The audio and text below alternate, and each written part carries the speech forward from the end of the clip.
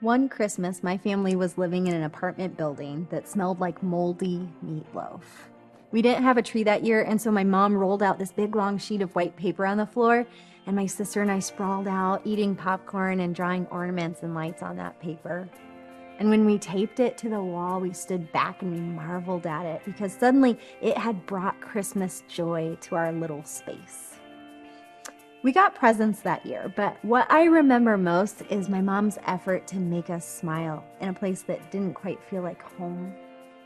Fast forward, and here I am, a mom of 3, stressing out because it's December and I haven't found all the toys on my kids' Christmas list. I'm afraid they'll wake up Christmas morning and feel disappointment instead of joy, that they'll remember the Christmas that they didn't get what they want instead of remembering my loving efforts for them. But I'm snapped back to peace when I read what Jesus' half-brother James wrote, that every good gift and perfect gift is from above, coming down from the Father of lights. The gifts that our Heavenly Father give are the kind that we'll remember, the kind that last for eternity because they're made out of His love and compassion, joy and kindness, and they're given through His generosity.